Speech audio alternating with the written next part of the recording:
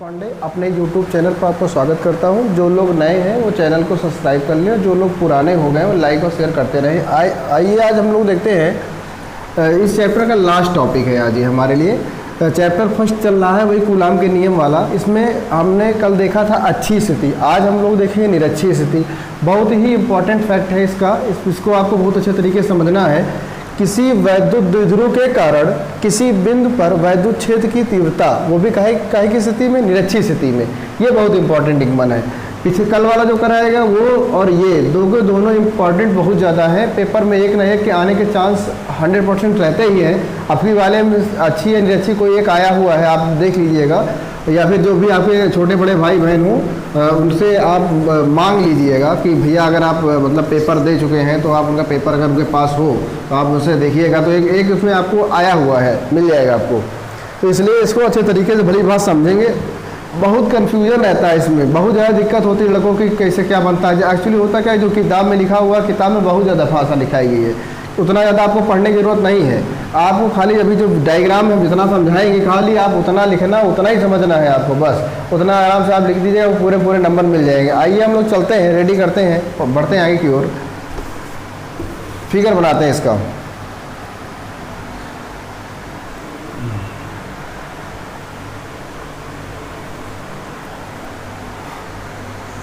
निरक्षीय स्थिति में होता क्या बेटा, अच्छी वाले में यहाँ पे 2 होता है, जबकि निरक्षी वाले में यहाँ 2 नहीं होता। ये इसमें अंतर होता है, प्रमुख अंतर होता है।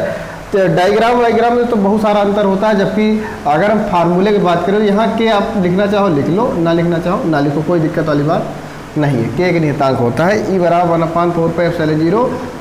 यहाँ पर 2p अगर बात करें तो अच्छी वाले के होता है, अगर निरक्षी वाले की बात करें P/R³ होता है। माना कि एक वैद्युत द्विध्रुव ए बी जिसके सिरों पर आवेश +q व -q है तथा इसकी लंबाई 2l, वही l overall 2l, l overall कहेंगे 2l के। आप देख लीजिए एक बार अच्छे तरीके से। माना कि एक वैद्युत द्विध्रुव AB जिसके सिरों पर आवेश +q व -q है, इसके मध्य बिंदु O से उस बार क्या हुआ था, अच्छी का मतलब होता है एक अक्ष में, एक लाइन में, एक कतार में। जैसे आप लोग बैठे होते हैं एक सीधी रेखा में बैठे, उसे बोलते हैं हम लोग लाइन या कतार, या फिर अक्ष में बैठे हैं, एक सीधी रेखा में बैठे हैं। निरक्षी का मतलब एक सीधी रेखा में, ऊपर नीचे कहीं पर भी हो मगर एक सीधी रेखा में ना हो, उसे हम बोलते हैं निरक्षीय स्थिति। निरक्षी मतलब अक्ष पे ना हो, एक सीधी रेखा में ना हो, बस। तो इसका मतलब ये होता है ये सीधी रेखा, उस बार क्या था, सीधी रेखा में था, एक अक्ष में था, इसके सीधी रेखा में था। जबकि निरक्षी चाहे ऊपर बनाए चाहे नीचे बनाए तो लोग ऊपर क्या करते हैं, ऊपर बना देते हैं यहाँ पे। तो निरक्षीय स्थिति में एक बिंदु P है, निरक्षीय स्थिति में एक बिंदु P है जहाँ पर हमें वैद्युत क्षेत्र की तीव्रता ज्ञात करनी है। माना कि एक वैद्युत द्विध्रुव AB जिसके सिरों पर आवेश +q -q है तथा इसकी लंबाई 2l है, इसके मध्य बिंदु O से r की दूरी पर, इसके मध्य बिंदु O से r की दूरी पर एक बिंदु P है जहाँ पर हमें वैद्युत क्षेत्र की तीव्रता ज्ञात करनी है। इसको इधर से हम मिला देते हैं, ऐसे मिला देना है, ठीक है। ये एक त्रिभुज बन जाता है, कौन सा, PAB, एक त्रिभुज बन जाता है। फिर से मैं आपको एक बार समझाता हूँ, यही पूरा मैटर है समझने का। माना कि एक वैद्युत द्विध्रुव AB जिसके सिरों पर आवेश +q व -q है तथा उसकी लंबाई 2l है, इसके मध्य बिंदु O से r की दूरी पर, ये r पूरा यहाँ तक लिखेंगे, r की दूरी पर एक बिंदु, निरक्षीय स्थिति में एक बिंदु P है जहाँ पर हमें वैद्युत क्षेत्र की तीव्रता ज्ञात करनी है। इस बिंदु P से ऊपर की ओर एक होता E1 sin थीटा, एक इधर लिख लेंगे बेटा E2 sin थीटा। इनकी दिशाएं आपस में विपरीत हैं, एक दूसरे क्या करेंगे, नष्ट कर देंगे। जबकि यहाँ पे ऐसे थोड़ी भाषा हम लिखवाएंगे आपको। उसके बाद यहाँ पे E बराबर हो जाएगा E1 cos theta plus E2 cos theta. E बराबर E1, बड़ा लिख देते हैं, आपको कभी कभी होता नहीं, दिखाई नहीं पड़ता है, इसलिए हम बड़ा लिख देते हैं। E बराबर E1 cos theta plus E2 cos theta. ये क्या है, परिणामी तीव्रता है। क्या है, परिणामी। आप लिखिए, चैनल की आप समझ जाएंगे। ई बराबर E1 cos थीटा। फिर से मैं आपको एक बार समझाता हूँ, आप अच्छे से फिगर बनाइएगा, देख लीजिए ध्यान से। किताब के चक्कर में ना पड़िए, किताब में आप देखेंगे तो आप कंफ्यूज हो जाएंगे। वहाँ पे किताब में बहुत ज़्यादा बना के दिखाया गया, उसका कोई मतलब नहीं है। आप ध्यान से देखिए कैसे क्या करना है, पूरी परिभाषा सुनिए ध्यान से। माना कि एक वैद्युत द्विध्रुव AB जिसके सिरों पर आवेश +q व -q है तथा इसकी लंबाई 2l है। इसके मध्य बिंदु O से स्मॉल r की दूरी पर निरक्षीय स्थिति में एक बिंदु P है जहाँ पर हमें वैद्युत क्षेत्र की तीव्रता ज्ञात करनी है। इस बिंदु P से E1 sin थीटा व E2 sin थीटा एक दूसरे के विपरीत हैं। E1 sin थीटा व E2 sin थीटा एक दूसरे के विपरीत हैं, एक दूसरे को निरस्त कर दें। जबकि यहाँ पे लिखेंगे ऐसे E1 sin थीटा व E2 sin थीटा एक दूसरे के क्या हैं, एक दूसरे के विपरीत हैं, अतः निरस्त कर देंगे, अतः आपस में निरस्त कर देंगे, आपस में निरस्त कर देंगे। जबकि E1 cos थीटा व E2 cos थीटा के लिए परिणामी तीव्रता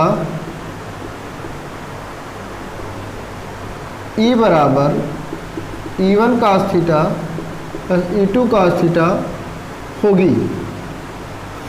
फिर से एक बार समझा देते हैं आपको। मैं पूरी परिभाषा नहीं लिखवा रहा हूँ, खाली आपको इतना बाहर लिख लेना। आपको जो मैं बोल रहा हूँ सुनिए, यही को कॉपी पे नोट करना है। पूरा डायग्राम, ज़्यादा किताब के चक्कर में ना पड़े, पूरा परिभाषा देख, पूरा फिगर देख करके इसी प्रकार लिख लेना। माना कि एक वैद्युत द्विध्रुव AB जिसके सिरों पर आवेश +q व -q है तथा इसकी लंबाई 2l है। इसके मध्य बिंदु O से निरक्षीय स्थिति में एक बिंदु P है जहाँ पर हमें वैद्युत क्षेत्र की तीव्रता ज्ञात करनी है। इस बिंदु P से E1 sin थीटा व E1 sin थीटा व E2 sin थीटा एक दूसरे को निरस्त कर दें क्योंकि इनकी दिशाएं क्या है, विपरीत है। अतः जबकि E1 cos थीटा व E2 cos थीटा की परिणामी तीव्रता E बराबर E1 cos theta plus E2 cos theta होगी। इतना आपको पहले जब मैं जो बोला वो लिखना है, उसके बाद इसको आपको छाप लेना है। अगर आशा करते हैं आप लिख चुके होंगे। हम लोग आगे चलते हैं निगमन की ओर, निगमन की ओर।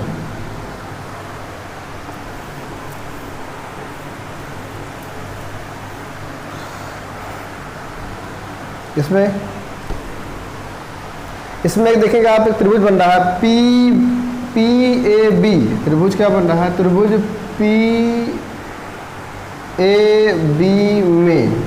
PAB में अगर हम ये वाली बात करें, ये जो भुजा है जिसको एक दूसरे क्या करे, आधा कर रही है। ये वाली भुजा क्या कर रही है, आधा कर रही है। और जितना ये होगा उतना ही ये होगा। मतलब आप किसी भी त्रिभुज में मध्य बिंदु से अगर डालते हैं कोई लंब, तो दोनों एक दूसरे के जो अर्धक कर देते हैं ना, तो अर्धक में ये वाला भी पार्ट बराबर, ये वाला भी पार्ट बराबर होता है। हम मानते हैं किसी चीज़ को 20 से अगर अलग कर देते हैं तो हम ये मान के चलते हैं कि ये वाला पार्ट भी बराबर होगा और ये वाला पार्ट भी बराबर होगा। उसी प्रकार एक त्रिभुज को हम 20 से लंब डाल देते हैं तो दोनों पार्ट आपस में क्या होते हैं, बराबर। दो बनने वाले जो दो त्रिभुज हैं दोनों आपस में क्या होंगे, बराबर होंगे। तो इस त्रिभुज में एक त्रिभुज हम ले रहे हैं PBO, त्रिभुज PBO में या PAB में ले लेते हैं। तो इसमें लेते हैं ये वाला त्रिभुज। अब त्रिभुज ले लेते हैं, त्रिभुज PBO में पाइथागोरस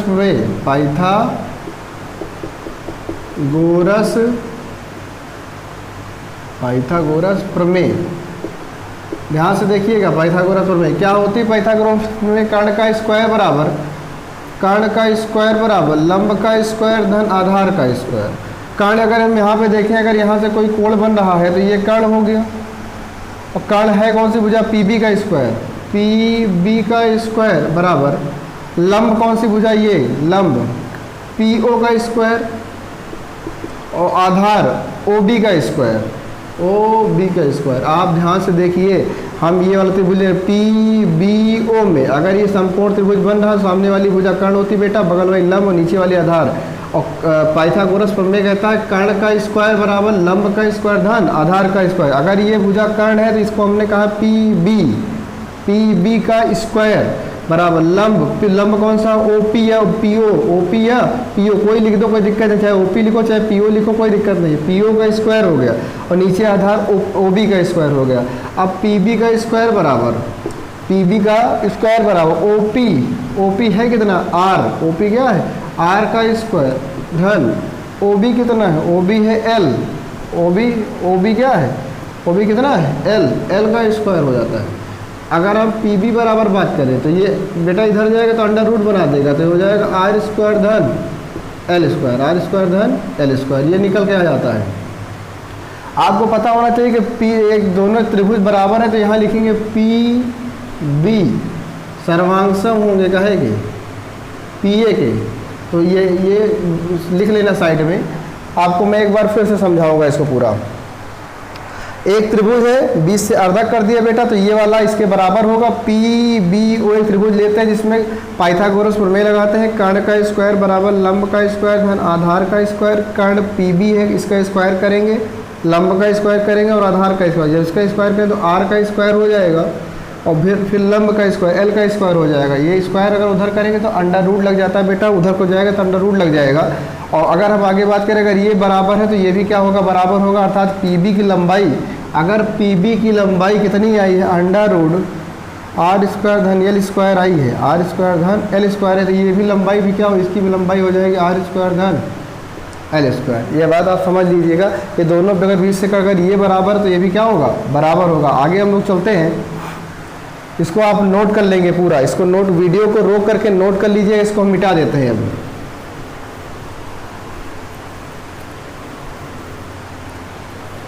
अब कास थीटा बराबर होता क्या है, कास थीटा बराबर, क्यों कास थीटा निकालना है, क्यों कास थीटा इसे लिखा क्योंकि यहाँ पे लिखा गया कास थीटा, तो कास थीटा बराबर उस वाले में साइन थीटा था, अच्छी वाले में साइन थीटा निकाला गया था बेटा, यहाँ पे क्या निकाला जा रहा है कास थीटा। कास थीटा बराबर होता है आधार बटे कर्ण, आधार है कितना, आधार की अगर बात करें तो ये आधार कितना है एल, आधार कितना है एल, और कर्ण कितना है इसका,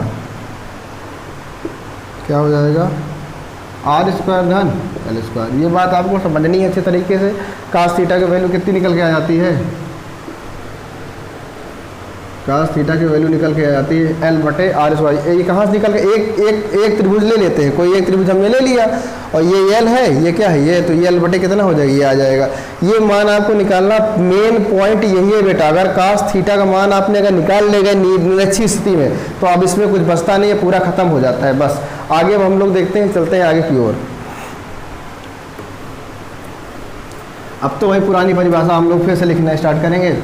बिंदु P पर प्लस क्यू के कारण तीव्रता, बिंदु P पर प्लस क्यू के कारण, प्लस क्यू के कारण तीव्रता क्या होगी, वही E1 बराबर 1/4 पाई एप्सिलॉन जीरो क्यू बटे आर स्क्वायर। यहाँ आर स्क्वायर क्या है, ये क्या है आर स्क्वायर, तो अंडर रूट आर स्क्वायर धन एल स्क्वायर,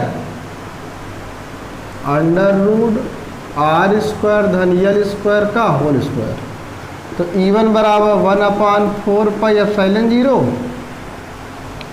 क्यू बटे, ये क्यू है बेटा क्यू बटे, ये अंडर रूट हट जाएगा तो आर स्क्वायर धन एल स्क्वायर हो जाएगा। समीकरण नंबर 1 बना लीजिए या फिर इसको ऐसे ही पड़ा रहने दीजिए। ये किसके कारण है, बिंदु P के कारण, बिंदु P पर प्लस क्यू के कारण हो जाता है, एक निकाल लिया। अब की बार माइनस क्यू के कारण होगा, अभी तक प्लस क्यू के कारण होगा, अब की बार माइनस क्यू के कारण। आगे लिखेंगे बिंदु P पर माइनस क्यू के कारण तीव्रता,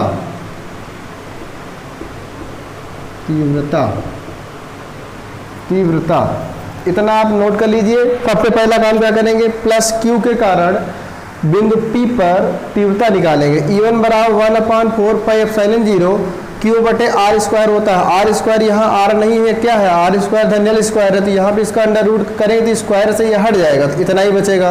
अब की बार फिर माइनस क्यू के कारण बिंदु P पर तीव्रता निकालेंगे तो इसी प्रकार वो भी हो जाएगा। आगे चलते हैं, ठीक है, ऊपर वाला मिटा देंगे, इसको नोट कर लीजिएगा। आगे करेंगे तो इसमें हो जाएगा E2, क्या हो जाएगा E2 बराबर 1/4 पाई एप्सिलॉन जीरो उसी प्रकार क्यू बटे आर स्क्वायर इसमें भी करेंगे तो आर स्क्वायर धन एल स्क्वायर यही बचेगा, अंडर रूट हट जाएगा। अच्छा एक बार हम दिखा देते हैं, नहीं आप कंफ्यूज हो जाएंगे, कंफ्यूज नहीं होएगा, अंडर रूट ये आर स्क्वायर हो जाएगा इसका पूरे का।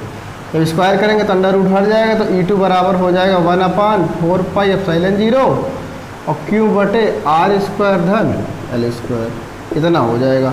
ठीक, आगे हम लोग चलते हैं, आगे चलते हैं, इसको नोट कर लीजिएगा, नीचे वाला मिटाते हैं पूरा आराम से, आप इसको देख करके नोट कर लीजिए। E1 का मान निकल आया बेटा, E2 का मान निकल आया। अब हम लोग क्या लिखेंगे, यहाँ पे लिखेंगे परिणामी तीव्रता। आगे चलते हैं, इसको मिटाते हैं। अब इसको पूरा मिटा दीजिए, इसका कोई काम नहीं है।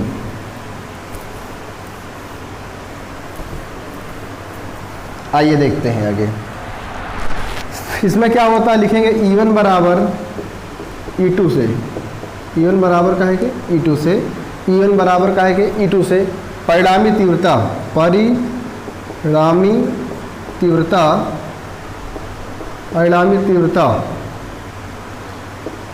E बराबर E1 cos theta plus E2 cos theta. अगर ये दोनों बराबर बेटा किसी एक उठा के यहाँ रख देंगे, E बराबर यहाँ लिखेंगे E1 cos थीटा और जहाँ E2 है यहाँ पे E1 रख दीजिए प्लस का, यहाँ पे E1 cos थीटा। कंफ्यूज नहीं हुए, कोई दिक्कत वाली बात नहीं, चाहे आप E1 के स्थान पे E2 रख दो तब पर भी E2 हो जाएगा, या फिर इसको पढ़ा रहे हैं तो E2 बराबर E1 रख दिए, फिर कुछ कर नहीं रहे। ध्यान देखिए, E1 बराबर E2 है, किसी एक को रोक करके दूसरे के स्थान पे इसका मान रख दो, चाहे आप E2 वाला, हम E1 रख रहे हैं, आप E1 के स्थान पे E2 रख लो, यहाँ E2 2 हो जाएगा। अब यहाँ पर देखेंगे तो यहाँ E1 कितने 2E1 हो जाएगा cos थीटा। आप देखेंगे E1 और E2 का मान सेम है, वहाँ पे E1 बराबर 1/4 पाई एप्सिलॉन 0 क्यू बटे आर स्क्वायर धन स्क्वायर, दोनों का मान सेम आया है, चाहे आप जिसको बदल लो, कोई दिक्कत वाली बात नहीं है। ठीक है, आप चाहो तो यहाँ E1 बराबर यहाँ E2 रख लो, यहाँ E2 रख लो, E2 2E2 हो जाएगा, E2 का भी मान वही आया है, कोई बदलने वाली बात है नहीं। E बराबर यहाँ 2 पढ़ा रहे हैं तो E1 का मान आपने निकाला है, वहाँ से पीछे आप देख लीजिएगा 1/4 पाई एप्सिलॉन 0 क्यू बटे आर स्क्वायर धन एल स्क्वायर और cos थीटा का मान आपको पता है, अभी थोड़ी देर पहले आपने निकाला, चाहे समीकरण एक उसको बना लीजिएगा। cos थीटा का मान आपने निकाला यल बटे कितना है, यल बटे अंडर रूट आर स्क्वायर धन एल स्क्वायर, यल बटे अंडर रूट आर स्क्वायर धन एल स्क्वायर, यही इसका मान हो गया है। आप देखिए, अगर इतनी बात में कोई दिक्कत हो तो आप कमेंट करके पूछ लीजिएगा। आप ध्यान से देखिए, फिर से एक बार समझा देते हैं। परिणामी तीव्रता इसका क्या होगा, E बराबर E1 cos theta plus E2 cos theta. E1 E2 की अगर दिशाएं विपरीत हो तो खत्म हो जाती है निरक्षी स्थिति में, E1 बराबर और E2 है तभी रुकेगी वो। E1 और परिणामी तीव्रता E बराबर E1 cos theta plus E2 cos theta होता है, E बराबर E1 cos theta plus E2 cos theta होता है। अगर हम E1 E2 किसी एक को बदल दें, आप देखेंगे E1 का मान भी यही है, ये वाला, ये इतना, और E2 का मान भी यही है, तो किसी एक को उठा के बदल लो, 2 आना ही आना है, चाहे E1 जोड़ोगे तब पर 2E1 आएगा, E2 जोड़ोगे तब पर भी E2 आएगा, और E2 E1 का दोनों का मान बराबर आप अभी देखें वहाँ पे, आप देख लीजिएगा E1 बराबर भी 1/4 पाई एप्सिलॉन 0 क्यू बटे आर स्क्वायर धन एल स्क्वायर है, और E2 का भी मान यही है, E1 का जो मान है वही E2 का मान है, कोई दिक्कत वाली बात नहीं। आप देखें किसी किताब में या फिर कोई टीचर आपको यहाँ E2 लिखवा देता, आप कन्फ्यूज हो जाए, नहीं बेटा, उसमें चाहे E1 बराबर रख लो चाहे E2 बराबर रख लो, दोनों सेम है, इतनी बात में कोई दिक्कत नहीं। cos थीटा की वैल्यू आपने पहले निकाल रखा है, इसमें कोई पूछना है नहीं। आगे चलते हैं हम लोग, ठीक है, इसको मिटा देते हैं।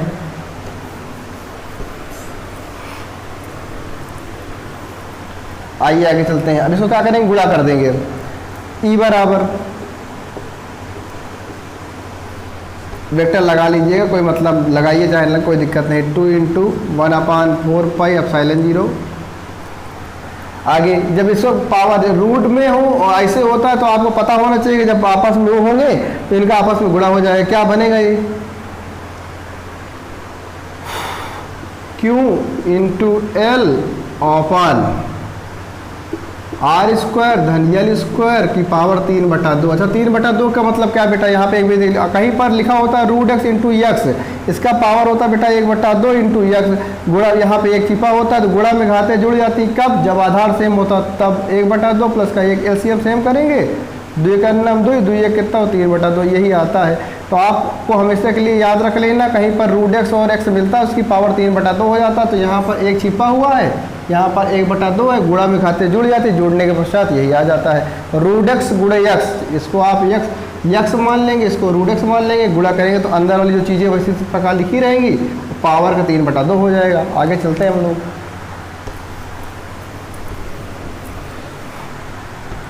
आइए देखते हैं वेक्टर ई बराबर 1/4 पाई एप्सिलॉन 0। अब क्या करेंगे, इसको इधर लगा देंगे q इंटू 2l। ये तो आपको पता होना चाहिए q इंटू 2l क्या होता है, r² धन l² की पावर कितना 3/2। ये पता होना चाहिए क्या है, क्योंकि हम लोग जानते हैं कि p बराबर क्या होता है, q इंटू 2l। p बराबर क्या होता है, वैद्युत द्विध्रुव पढ़ाया गया, p बराबर q इंटू 2l।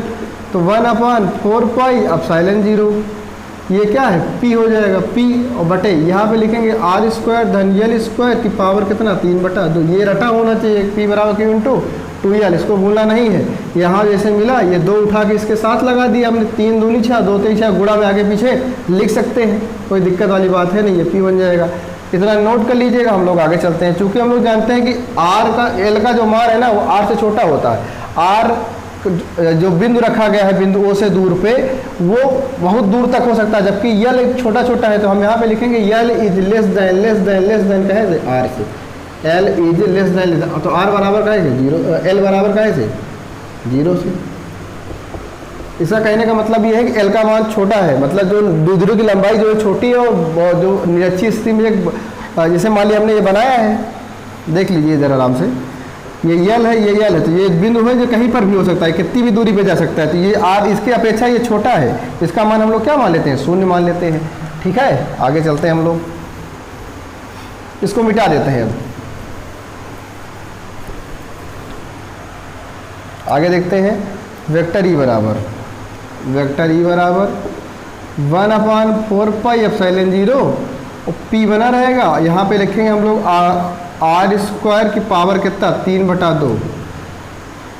यल का मान 0 हो जाए, कोई मतलब 0 जोड़ेंगे तो यही आएगा। वेक्टर ई बराबर 1/4 पाई एप्सिलॉन 0, 1/4 पाई एप्सिलॉन 0, और ये p बना रहेगा। जब घात के ऊपर घात होती है ना बेटा, तो परस्पर उनका गुणा हो जाता है। जब इस घात के ऊपर घात लगी होती है तो इनका परस्पर गुणा हो जाता है। तो यहाँ 2 इंटू 3/2, ये 2 से 2 मर जाएगा, तो ये क्या बन के आएगा 1/4 पाई एप्सिलॉन 0, 1/4 पाई एप्सिलॉन 0, और ये हो जाएगा p बटे का है कि r की पावर 3। यही सिद्ध करना था, टू प्रूफ। ये यहाँ पे ऐसे लिख लिया हमने, नीचे लिख देते हैं हम आकर के एक लाइन नीचे। तो E बराबर 1/4 पाई एप्सिलॉन 0 p बटा r3, यही सिद्ध करना था। ये पेपर में बहुत आता है बेटा, दीज आर इम्पोर्टेंट निगमन इति सिद्धम। अब हमारी तरफ से ये चैप्टर लगभग क्लोज हो गया बेटा। कुछ अगर थोड़ा बहुत होगा तो हम उसको बता देंगे, और इसमें जितना हमने पढ़ाया इससे ज़्यादा कभी पेपर में आएगा नहीं। 4 जितने भी टॉपिक हैं लगभग पढ़ा दिए गए हैं। शायद आवेशी पृष्ठ घनत्व, रेखीय पृष्ठ घनत्व, और ये थोड़ा सा हमें लगता है कि बाकी रह जाएगा। अगर देखेंगे इसी चैप्टर में होगा, नहीं तो अगले वाले चैप्टर में उसको एडजस्ट करवा देंगे। और इस जितना भी हमने इस चैप्टर में पढ़ाया है इतना ही आपको पढ़ना है, इतना ही आप पढ़ के जाइए पहले चैप्टर में। इससे ज़्यादा ना कभी कुछ पूछा जाता है और ना ही कुछ इसमें आता है। ठीक है, इतना ही आप तैयार कर लीजिए। 4 या 5 जो वीडियो आपको मिली है इनको आप बराबर रेगुलर तैयार करते रहे। आपका पहला चैप्टर कंप्लीट होने वाला ही है, समझ लीजिए खत्म हो चुका है। थोड़ा बहुत देख रहे हैं, कुछ बचा होगा तो करवा देंगे नेक्स्ट वीडियो में। तब तक पढ़ते रहिए, मस्त रहिए। Thank class.